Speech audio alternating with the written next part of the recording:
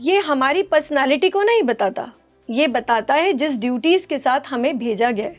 हमारे इतने सारे जन्म जो प्रीवियस जन्म है और उसके साथ जुड़े हुए कितने सारे कर्मा है, वो कई बार एक लाइफ में पूरे करने पॉसिबल नहीं होते, जिसके कारण हमको ये जन्म मिलता है।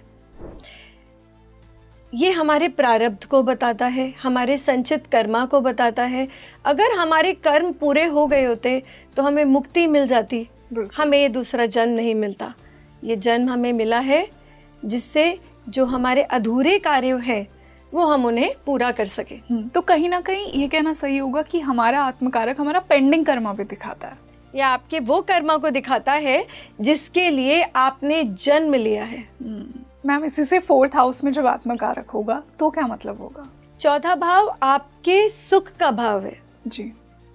तो सुख के भाव में अगर आपका आत्मकारक आएगा तो आपको ये समझना है ये आपका घर का भाव है, सुख का भाव है, माँ का भाव है। तो यहाँ पर एक ड्यूटी एक्स्ट्रा हो गई। इसी से हम मून की बात करते हैं, जिनका आत्मकारक मून है, क्योंकि आपका चंद्रमा वो दिखा रहा है कि सबसे ज्यादा कर्म इमोशन से ज्यादा जुड़े हुए हैं। ओके। मार्स, जिसका आत्मकारक मार्स है, उनका क्या सोल पर्पस होगा? कई बार आप ये भी देखते हो कि स्पाउस बहुत ज़्यादा बिजी है, टाइम नहीं दे रहा, बट सब कुछ दे रहा है। और आपको क्या चाहिए? आपको वही चाहिए जो आपके पास नहीं होता। बिल्कुल। तो शुक्र कभी कभी उच्च का भी दिखता है, पर आत्मकारक के बाद वो अलग तरीके से प्ले करता है। यस।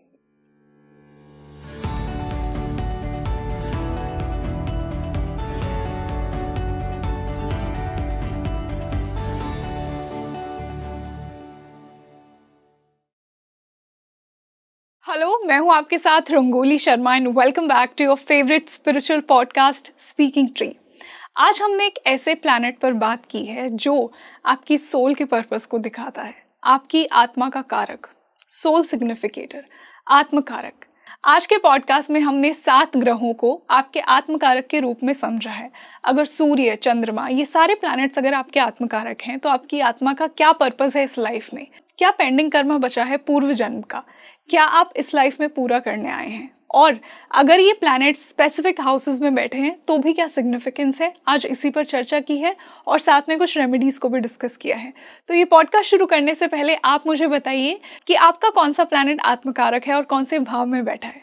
और आज जो मेरे साथ गेस्ट जुड़ी हैं स्टूडियो में, उन्होंने स्पेशली आत्मकारक पर अपनी डीप रिसर्च की है। मैं स्वागत करना चाहूँगी एस्ट्रोलॉजर स्वाति मैम का। Ma'am welcome to speaking tree. Thank you Rangoli. तो मैंने जैसा आज मेरे व्यूअर्स को बताया कि आज हम आत्मकारक की बात करने वाले हैं, वो प्लैनेट जो हमारी आत्मा का कारक है, जो हमारे सोल पर्पस को बताता है। ये एक बेसिक अंडरस्टैंडिंग है जो हम सब लोग जानते हैं, लेकिन आपके लेंस के थ्रू मैं एक डीपर मीनिंग जानना चाहूँगी आत्मकारक का। क्या है आत्मकारक, क्या वो दर्शाता है, और क्यों एक स्पेसिफिक प्लैनेट ही एक इंसान को उसका आत्मकारक मिलता है? जी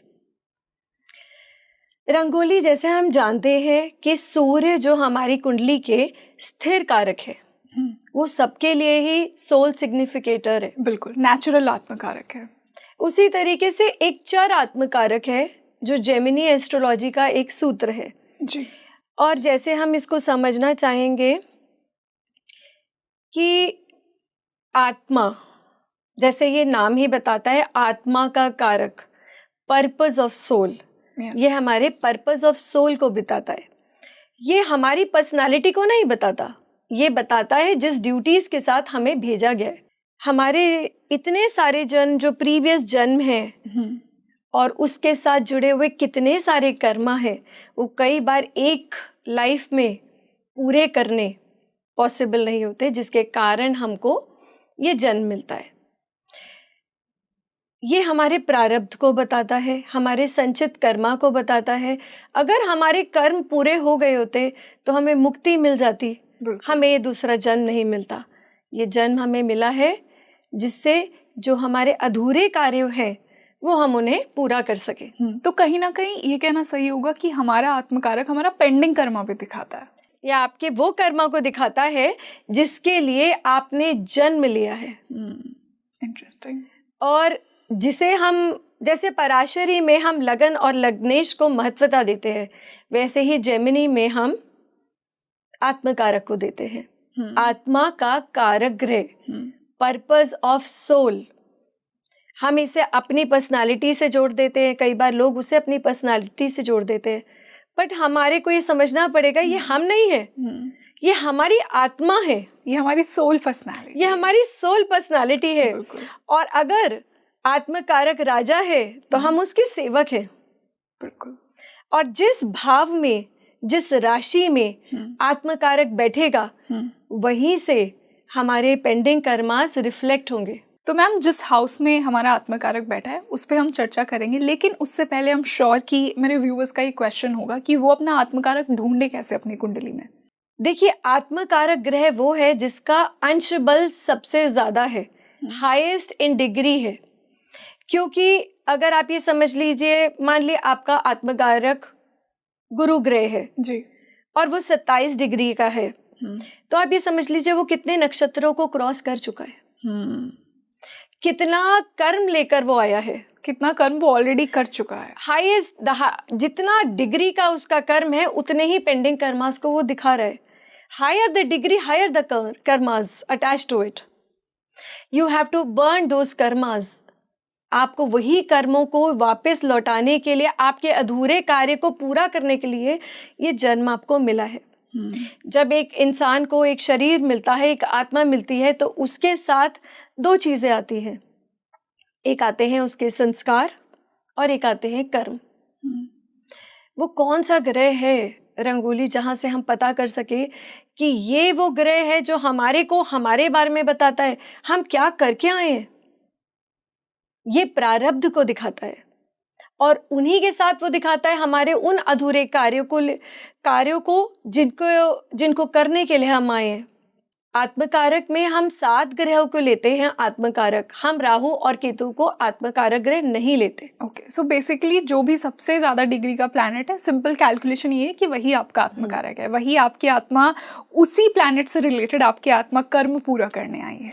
आपका सबसे ज्यादा कर्म वही से जुड़ा है और उसी भाव से जुड़ा है जहां पर आपका आत्मकारक बैठा है। तो मैं ये जानना चाहूंगी कि जिस भी भाव में आपका आत्मकारक बैठा है वो क्या दर्शाता है। तो आप मुझे बताइए कि आपकी कुंडली में आपका आत्मकारक कौन से भाव में बैठा है। रंगोली आत्मकारक, जैसे मैंने आपको बताया, हमारे पेंडिंग कर्मास को दिखाता है। ये हमारे गलत कर्मों को नहीं दिखाता, कहीं ना कहीं हमारे अधूरे कर्मों को दिखाता है। तो 12 भाव में से 2 स्थिति ऐसी बनती है, पहला भाव और 12वां भाव, जहां पर वो हमारे लिए काम करता है। बाकी हर जगह कहीं ना कहीं वो हमारे अधूरे कार्य को पूरा करने आया है और वो दूसरों से रिलेटेड है।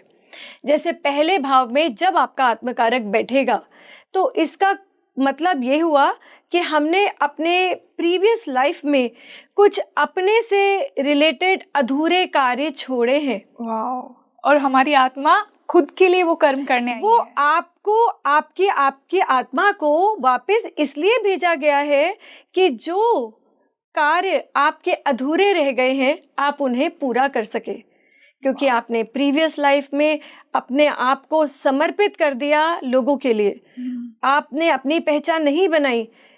इस जन्म में आप अपनी पहचान ढूंढेंगे।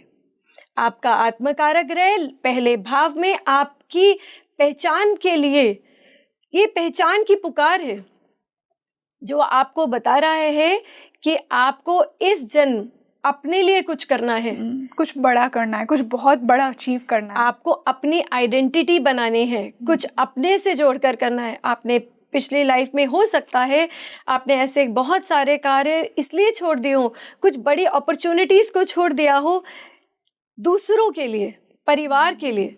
तो इस बार आपको अपने लिए कुछ करना है।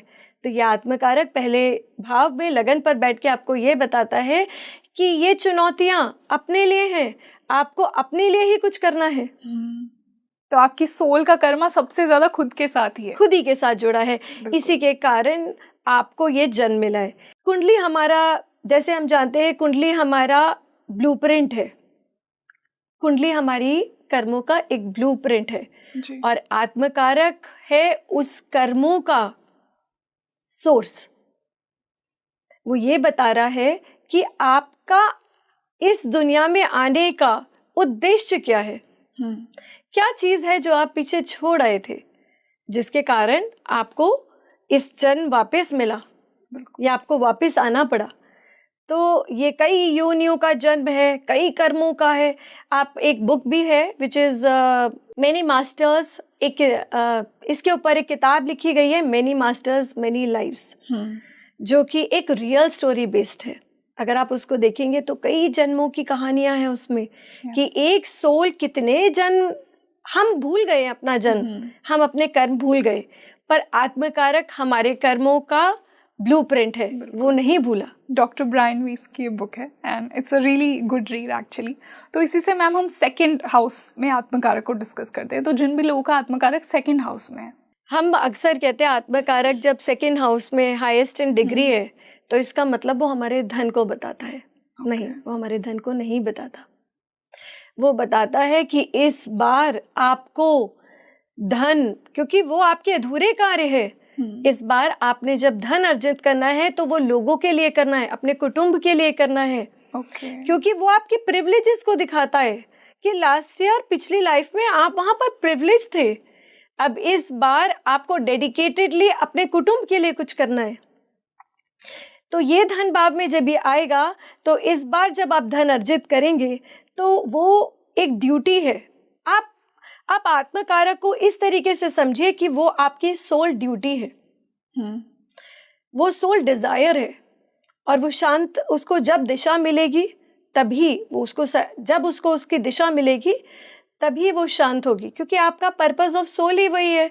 इस बार आप धन अर्जित करेंगे इसलिए जिससे कि आप अपने कुटुंब को के लिए उसको प्रोवाइड कर सके, सस्टेनेंस के लिए।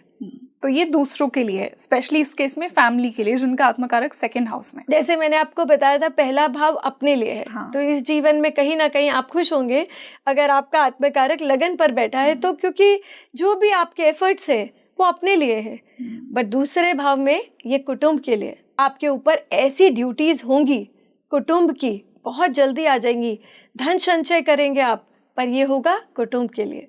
मैम, इसी से जब आत्मकारक थर्ड हाउस में होगा तो उसका क्या सिग्निफिकेंस होगा?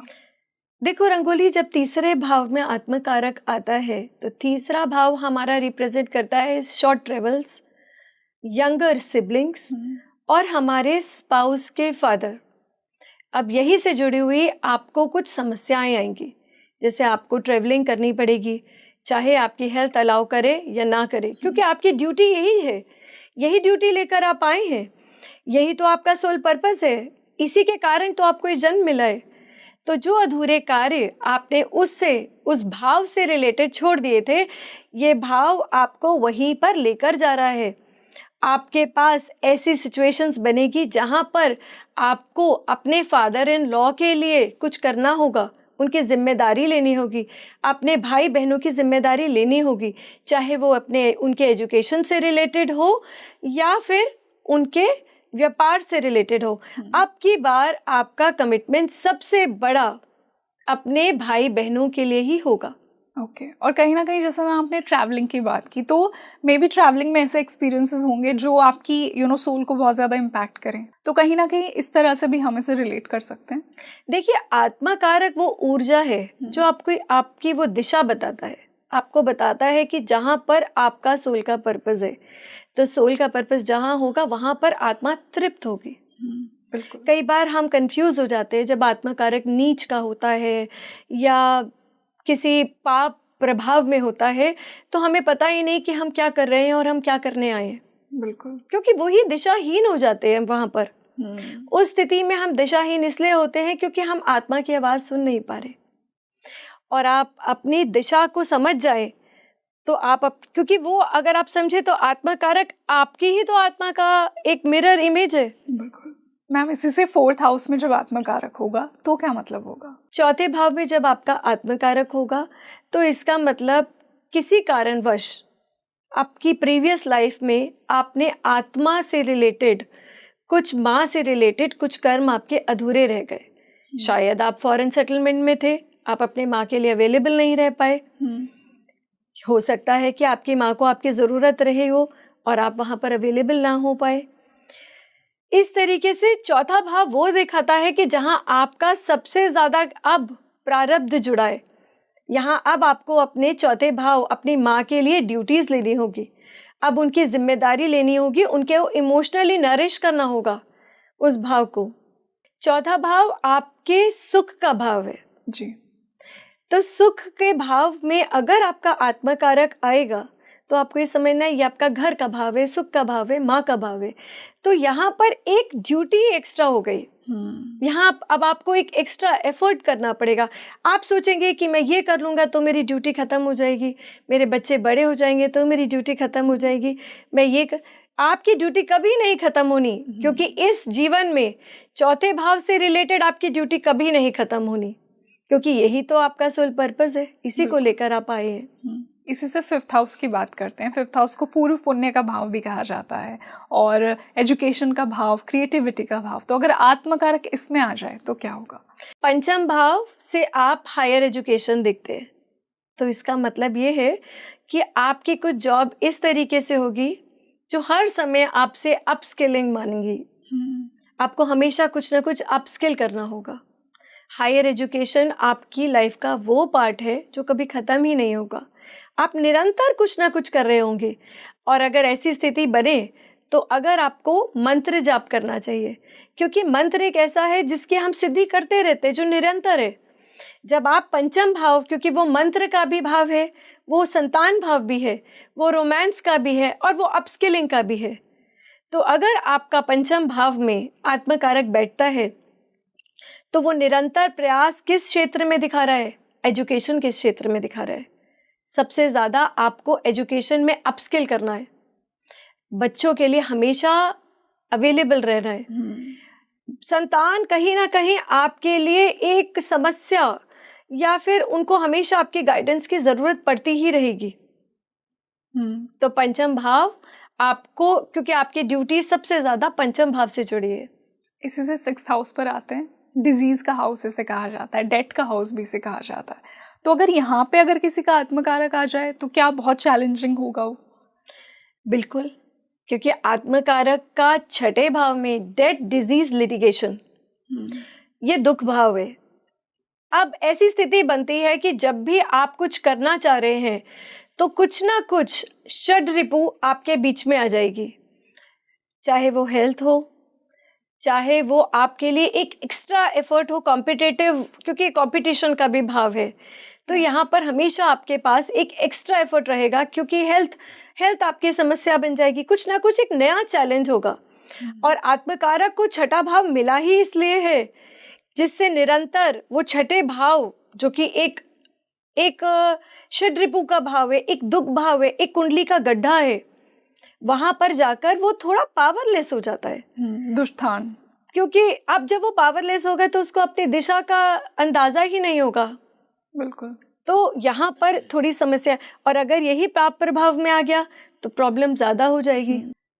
देखिए, क्योंकि आत्मकारक ग्रह जो हमारे सोल पर्पस को बताता है, जब उसका किसी भाव में आना है, किसी राशि में आना है और किसी नक्षत्र में आना है, तो वो उस भाव को विशेष बना देता है, क्योंकि उसका जर्नी वहां पर समाप्त होगी और हर सोल एक अपने जर्नी को समाप्त करना चाहता है।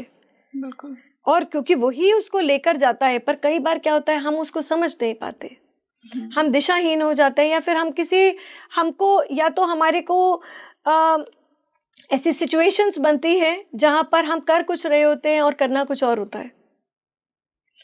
तो अगर छठे भाव में आत्मकारक आएगा तो ये चैलेंज आपको मिलेगा कि आपको हमेशा किसी ना किसी के मेंटोरशिप की ज़रूरत होगी, किसी की गाइडेंस की ज़रूरत होगी, जो आपको बताए कि आपके अंदर क्या है और आपको क्या करना चाहिए। वो हर बार अपने से यही सवाल करेगा कि क्या मैं जो कर रहा हूँ क्या वो सही है, क्या मुझे करना चाहिए, क्योंकि वो कंफ्यूज है।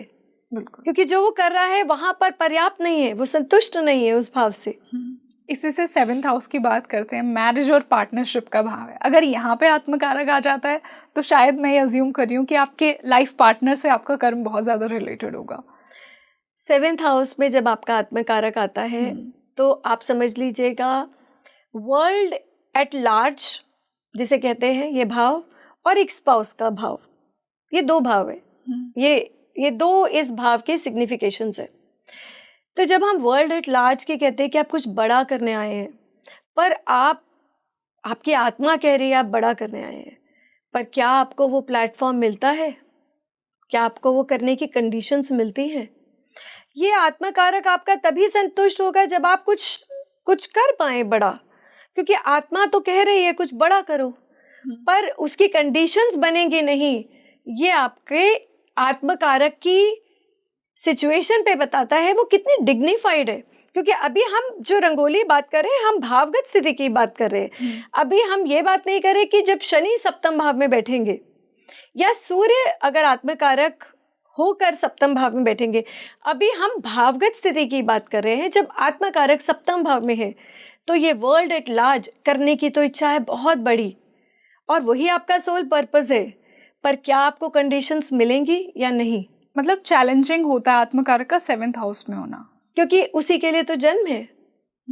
उसी के लिए तो पार्टनर से कोई कर्मा रिलेटेड नहीं है मैम? बिल्कुल, उसका दूसरा इम्पैक्ट आपके लाइफ पार्टनर पर पड़ेगा।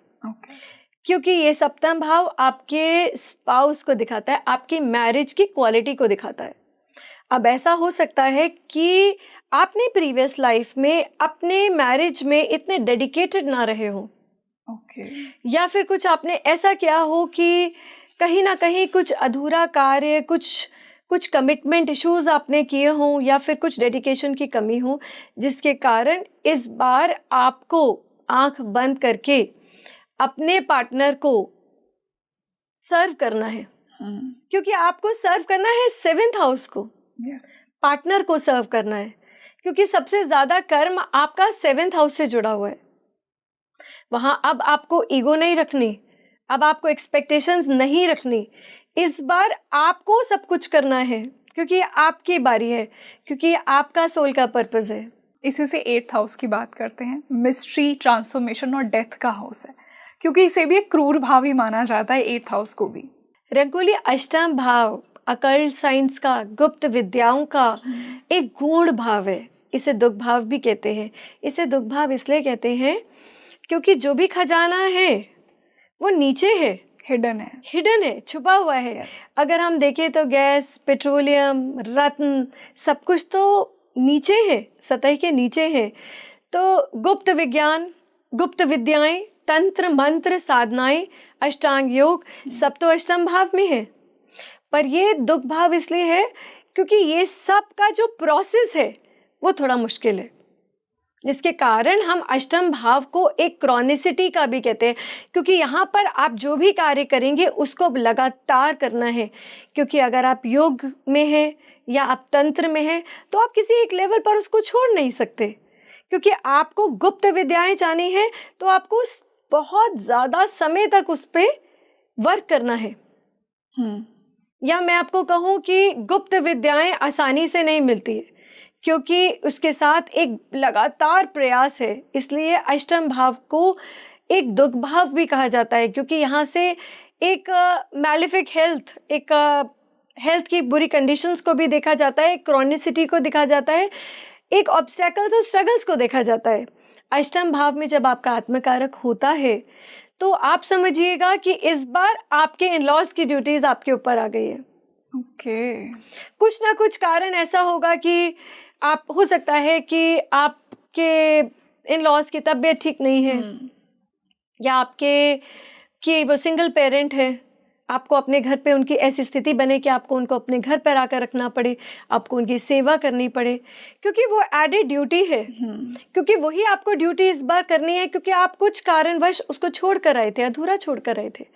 तो अष्टम भाव आपके इन लॉज का भाव भी है। तो कहीं ना कहीं उन्हें सर्व करना इस लाइफ की आपकी रिस्पॉन्सिबिलिटी है। आप जितना लविंगली और सिंसियरली इस कर्म को आप पूरा करेंगे, आप अपनी आत्मा को तृप्त करेंगे। इसी से 9th भाव की बात करते हैं, भाग्य का भाव। अगर यहाँ पे आत्मकारक आ जाए तो क्या बहुत शुभ होगा?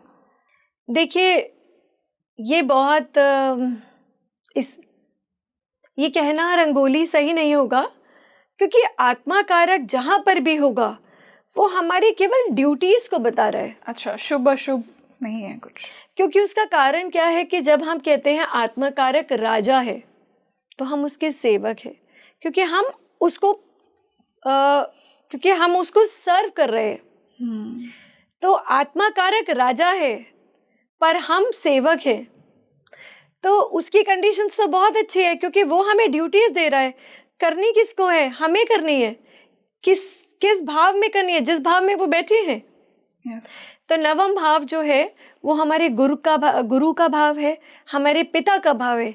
इस बार हो सकता है कि आपके पिता की हेल्थ ऐसी ना रहे या कुछ कंडीशंस ऐसी हो जिसकी वजह से आपको पिता तुल्य काम जो आपके पिता को करने थे वो आप पर जल्दी आ गए, आपको जल्दी काम करना पड़ा, या आपको गुरु की सेवा करनी पड़ी। सेवा आपको कैसे करेंगे? क्योंकि कई बार लोग इंटर्नशिप करते हैं अपने सीनियर्स के अंडर, तो वो इसका मतलब क्या है कि आप सर्व कर रहे हो अपने सीनियर्स को। वो एक तरीके से आपके गुरु ही हैं। अगर आत्मकारक नवम भाव में आता है तो कहीं ना कहीं वो ये दिखाता है कि आपको गुरु तुल्य और पिता तुल्य लोगों की सेवा करनी पड़ेगी, चाहे आप चाहें या ना, क्योंकि ये आपके पास कहीं ना कहीं से या आपके पास ऐसी ड्यूटी आ ही जाएगी। मैम, इसी से 10th हाउस कर्म का जो भाव है, अगर वहाँ पे आत्मकारक आ जाए तो आई एम श्योर कि हमारे व्यूअर्स बहुत स्मार्ट है, वो भी मेरी तरह ये अज्यूम कर रहे होंगे कि कर्म मतलब वर्क प्लेस पे आपकी आत्मा का सोल पर्पस छुपा है। 10वां भाव में जब आत्मकारक होगा तो आप ये समझिए कि आपने ना लोगों से पहले काम कराए हैं। ओके। आपने काम नहीं किया नहीं, काम करवाया है। आपने काम करवाया है, जिसके कारण अब आपको ज्यादा काम करना होगा। क्योंकि ये वो ड्यूटी है कि जैसे ऐसी परिस्थितियां बनेंगी, या तो आपको कार्य ज्यादा करना पड़ेगा, या आपकी कंडीशंस बहुत अच्छी नहीं होंगी कार्य की, या आपको पेड लेस है। मीन्स आपको जितना आपको you are paid a little less. तो 10वां भाव में जब आत्मकारक है तो ये दिखाता है कि अब आपका कार्य और आपकी ड्यूटी और आपका कर्म सबसे ज्यादा 10वां भाव से जुड़ा है, क्योंकि वहीं से आपके अधूरे कर्म दिख रहे हैं। आपने पिछले लाइफ में आपने बहुत लोगों को केवल आपने डेलीगेट करी है ड्यूटीज, आपने काम, आपके लिए लोगों ने काम किया है और आप बेनिफिटेड रहे हैं। तो इस बार आपको काम करना है। ऐसी स्थिति भी बन सकती है कि जिसमें आपको काम नहीं मिल रहा, क्योंकि जो समस्या है आपके 10वां भाव से रिलेटेड ही आएंगी। ओके। इसी से हम 11th हाउस की बात करते हैं, डिजायर्स का भाव। अगर वहाँ पे आत्मकारक आ जाए तो क्या बस इस जन्म में आप अपनी पूरी इच्छाएं ही पूरी करते रहेंगे, ऐसा कुछ?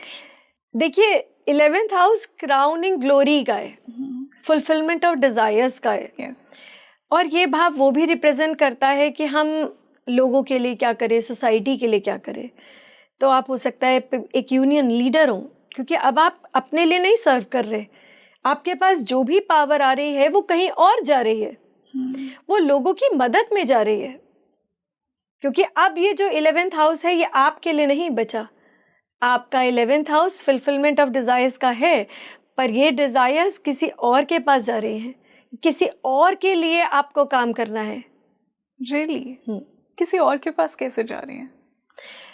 आपको अब वर्क करना है लोगों के लिए, सोसाइटी के लिए। ऐसे में आपके पास बहुत सारे पॉलिटिकल लीडर्स होते हैं जिनका आत्मकारक 11th हाउस में होता है। Okay. क्योंकि they are serving others, they are serving the society, they are serving people who need help. तो यहाँ पर जैसे यूनियन लीडर्स, जैसे मैंने आपको उदाहरण दिया, यूनियन लीडर्स वो लीडर्स होते हैं जो लोगों के लिए काम कर रहे हैं, उन्हें कुछ खास नहीं मिलना, बट यहाँ पर उनके पास एडेड रिस्पॉन्सिबिलिटी क्या है कि लोग उनकी तरफ देखते हैं कि हमारे हक के लिए लड़िए। और इस बार वो लड़ रहे हैं अपने लिए नहीं, उनको जो भी पावर मिली है वो अपने लिए नहीं है, वो लोगों के लिए। इसी से 12th हाउस की बात करते हैं, मोक्ष का भाव है, आखिरी भाव है। अगर यहाँ पे आत्मकारक है तो क्या उस इंसान की लास्ट लाइफ है? जैसे मैंने कुंडली में आपको शुरू में बताया है रंगोली, कि पहला और 12वां भाव आप ही के लिए है, तो इसका मतलब ये कुंडली का आखिरी भाव है, तो ये मुक्ति का भाव है। मुक्ति आपको कब मिलती है? जब सॉलिट्यूड होता है, आइसोलेशन होता है। 12वां भाव आइसोलेशन, सॉलिट्यूड का है। अब यहाँ पर आपको अच्छा क्या लगेगा? आपकी आत्मा को शांति कहाँ मिलेगी? सॉलिट्यूड में, अकेलेपन में। अकेलापन आपको कैसे मिलेगा? जब आप अपनी फैमिली से बहुत दूर होंगे, घर से बहुत दूर होंगे। ऐसे लोग फॉरेन सेटलमेंट में भी होते हैं, क्योंकि वो अपने घर से इतना ज़्यादा दूर हैं जहाँ पर उनको कहीं ना कहीं, जब तक वो मेडिटेशन में, या फिर ऐसे लोग कई बार रिट्रीट वेलनेस सेंटर्स खोलते हैं और बहुत दूर खोलते हैं। वो तभी जब तक वो ये नहीं खोलेंगे या कुछ ऐसा नहीं करेंगे, तब तक उनकी आत्मा को शांति नहीं मिलेगी। तो पहला भाव जो अपने लिए करना है, 12वां भाव जो अपनी शांति के लिए करना है। बाकियों में सबकी जिम्मेदारियां हैं। अगर हम बाकी भाव देखें तो कभी पिता की जिम्मेदारी है, कभी माता की जिम्मेदारी है, कभी पति की जिम्मेदारी है। कहीं ना कहीं हमारी जिम्मेदारियां जुड़ी है। जब पहला भाव और 12वें भाव की बात करते हैं तो वो टोटली हमारे लिए है, मेरा एलिवेशन, मेरा ग्रोथ। और 12वां भाव क्या कहता है? मेरी मुक्ति। तो जो भी एफर्ट है वो अपने लिए है। तो थोड़ा सा हम ये कह सकते हैं कि पहला भाव और 12वां भाव डिफिकल्टी का तो है, पर कहीं ना कहीं वो अपने लिए है, तो वो एक प्रिविलेज्ड भाव है। तो मैम इसी से अब हम हर प्लैनेट को एज एन आत्मकारक डिस्कस करते हैं। जो आपने हमें 7 ग्रह बताए, राहु केतु को हम हटा देते हैं। Sun, moon, Mercury, Venus, Mars, Saturn, Jupiter, ये जब आत्मकारक हैं किसी इंसान के, तो क्या उनका सोल पर्पस है? हम सन से स्टार्ट करते हैं। जिन लोगों का सन आत्मकारक है, हाईएस्ट डिग्री प्लैनेट है, उनकी सोल क्या कर्म लेकर आई है, क्या अचीव करने आई है? देखिए, अगर आत्मकारक आपका सूर्य है तो पहली बात है हम ये समझे कि आत्मकारक का मतलब वो इतने नक्षत्रों को क्रॉस कर चुका है। इतने सारे कर्म उस एक ग्रह में जुड़े हुए हैं, क्योंकि हो सकता है वो 27 डिग्री हो सकता है वो 25 डिग्री हो सकता है वो बस 19 डिग्री हो, जितना भी है, पर वो हाईएस्ट इन ऑर्डर है जी। तो आत्मकारक जब सूर्य है तो ये तो आप पक्की बात है कि आप एक महान आत्मा है, आप कुछ बड़ा करने के लिए आए हैं।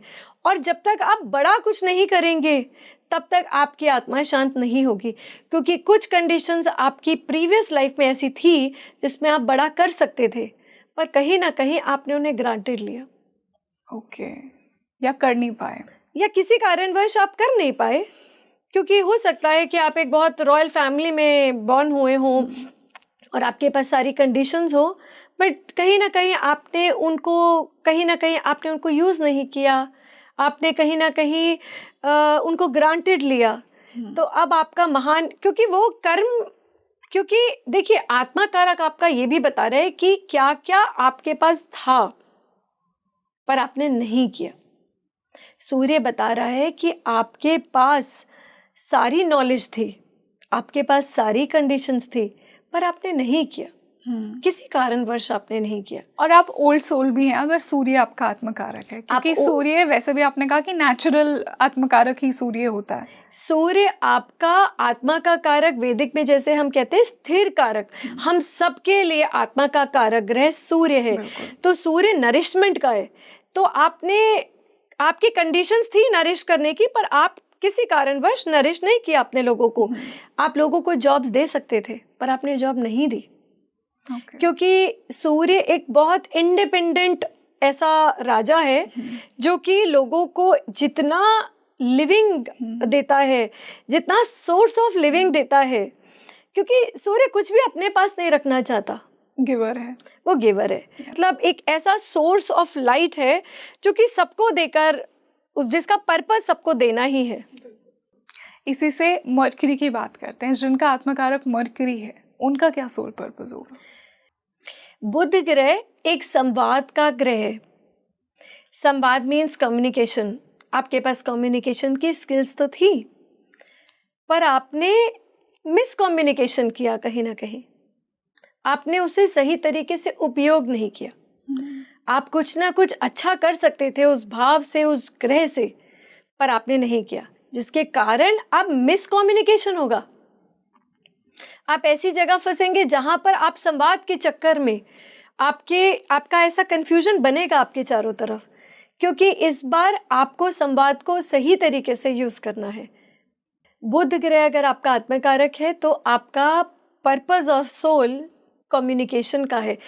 ऑल्सो किस भाव में आपका आत्मकारक बैठा है।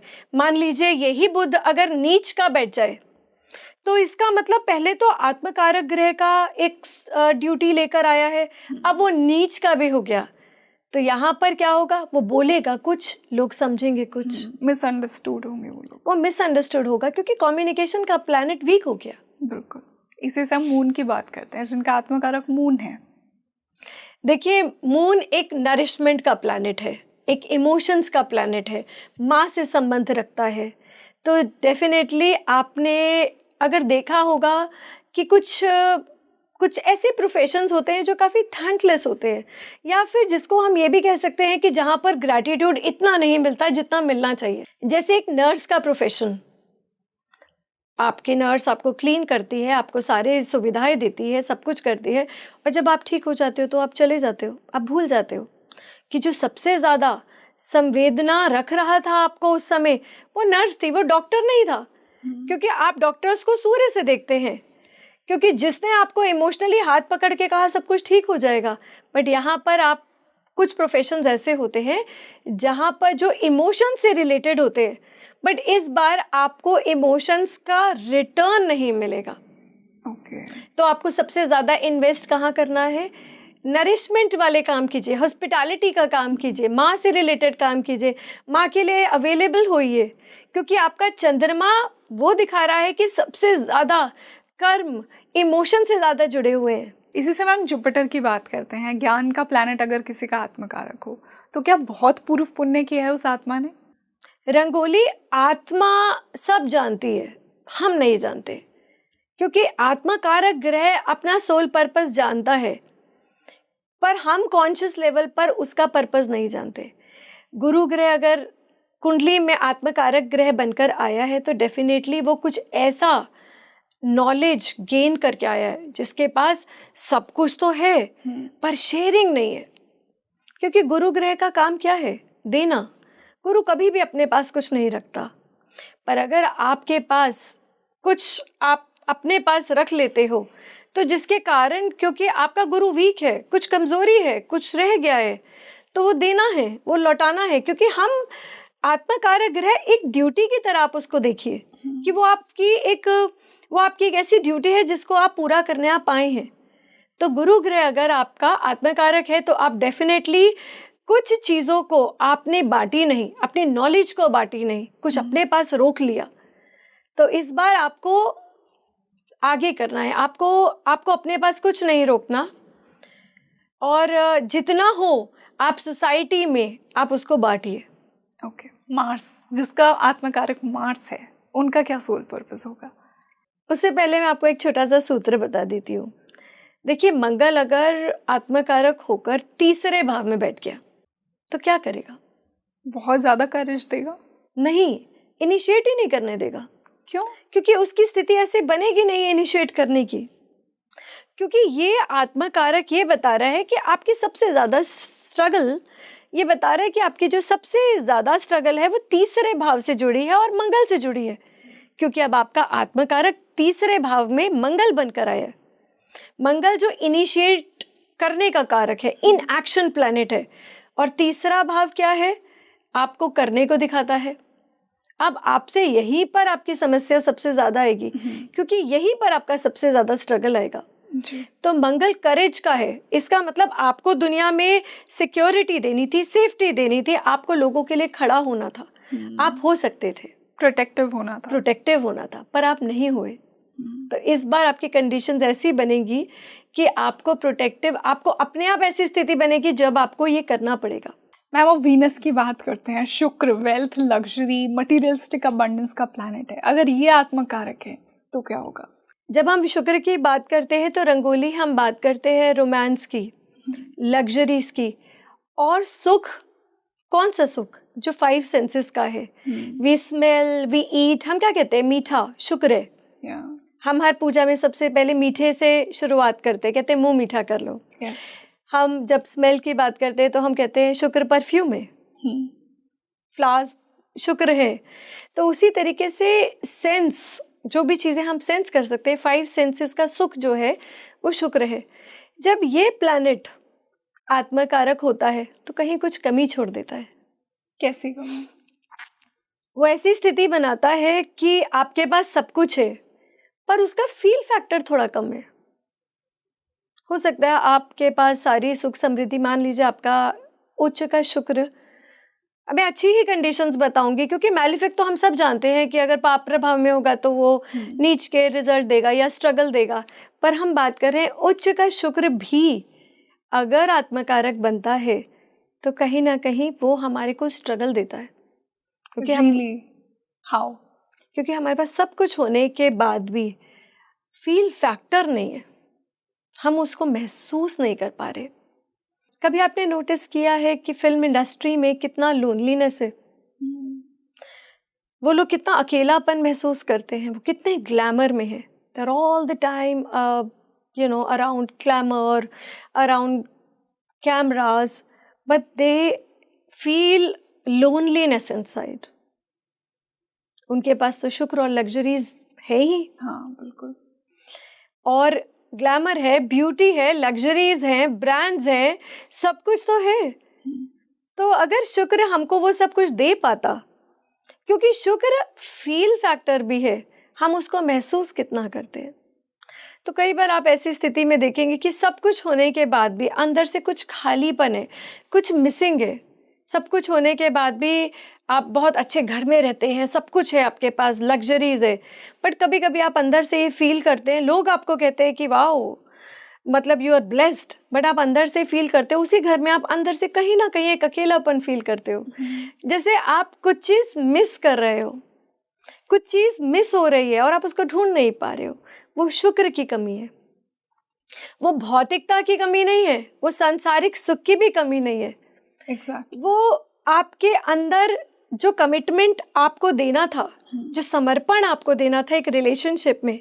कई बार आप ये भी देखते हो कि स्पाउस बहुत ज़्यादा बिजी है, टाइम नहीं दे रहा, बट सब कुछ दे रहा है, और आपको क्या चाहिए? आपको वही चाहिए जो आपके पास नहीं होता। बिल्कुल। तो शुक्र कभी कभी उच्च का भी दिखता है, पर आत्मकारक के बाद वो अलग तरीके से प्ले करता है। यस, इसी से हम आज के लास्ट प्लैनेट की बात करते हैं, शनि, जिससे लोग बहुत डरते हैं और शनि को बहुत बदनाम किया जाता है कि शनि आपको पनिश करते हैं, बट मैं मानती हूँ कि शनि तो कर्मदाता है। अगर शनि आपके आत्मकारक बन जाए तो क्या होगा?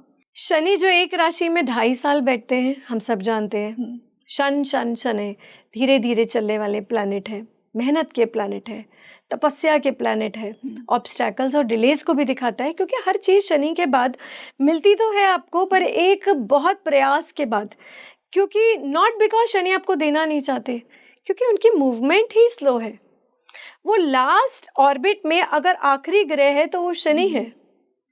तो अभी आप देखिए कि उसके अंदर एक डिले का चीज़ हमको दिखाई देती है, धीरे चलने वाले प्लैनेट है। जब शनि आपके आत्मकारक होंगे तो कहीं ना कहीं आपको वर्क रिलेटेड थोड़ा सा स्ट्रेस देंगे, स्लो करेंगे चीज़ों को, आप एग्जीक्यूशन में स्लो करेंगे। छठे भाव में, जब छठे भाव में शनि जाते हैं तो कहीं ना कहीं वो रोग ऋण शत्रु का है, षड रिपु का है, तो वहाँ से स्ट्रगल आएगी। तीसरे भाव में आएगा, क्योंकि एक तो शनि वैसे ही स्लो प्लैनेट है और तीसरा भाव कहता है एक्शन में रहिए। तो कहीं ना कहीं शनि जब आते हैं छठे, आठवें, 12वें में या फिर आत्मकारक में, तो प्रोफेशन से रिलेटेड आपको स्ट्रगल देते हैं, एग्जीक्यूशन में स्ट्रगल देंगे, एक्नॉलेजमेंट में देंगे, आपको लोग जान नहीं पाएंगे, आपके अंदर ऊर्जा दिख नहीं रही लोगों को, क्योंकि आप शनि से प्रभावित दिखाई देंगे। जैसे कहते हैं हम बिल्कुल शनि, कई बार आप देखेंगे लोग धीरे धीरे चल रहे हैं, धीरे धीरे बोल रहे हैं,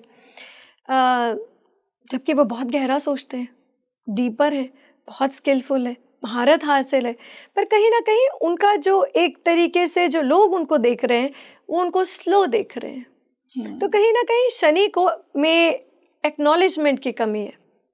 जब आपका शनि आत्मकारक ग्रह होता है तो आपको कहीं ना कहीं एक एक्नॉलेजमेंट कम मिलता है। तो मैम, आज हमने एस्ट्रोलॉजी का एक बहुत ही इंपॉर्टेंट टॉपिक उठाया, आत्मकारक के बारे में। मेरी ऑडियंस बहुत बार कमेंट सेक्शन में कहती है कि ये टॉपिक को ज़रूर बात कीजिए इसके ऊपर, तो आज हमने उसी पर बात की एंड आई एम श्योर कि बहुत ही डिटेल डिस्कशन था ये। हमने हर प्लैनेट को, हर भाव में जाना, हमने हर प्लैनेट की सिग्निफिकेंस को जाना। So thank you so much ma'am for joining us today. Welcome. तो आप मुझे कमेंट सेक्शन में बताइए आपको आज का ये पॉडकास्ट कैसा लगा, कौन सा ग्रह आपका आत्मकारक है, कौन से भाव में बैठा है, क्या आप भी ये रेमेडीज करेंगे, क्या आपको भी ये पर्पस फील होता है कि मैं ये पर्टिकुलर पर्पस इस प्लैनेट से रिलेटेड पूरा करने आया हूँ, पास्ट लाइफ में पेंडिंग था, कुछ पास्ट लाइफ की ब्लेसिंग्स लेकर आया हूँ। अगर हाँ तो मुझे कमेंट सेक्शन में ज़रूर बताइए और ज़्यादा से ज़्यादा इस पॉडकास्ट को शेयर कीजिए, हमें सब्सक्राइब कीजिए और हम मिलते हैं जल्द ही एक और बेहतरीन पॉडकास्ट के साथ। मैं हूँ आपके साथ रंगोली शर्मा। नमस्ते।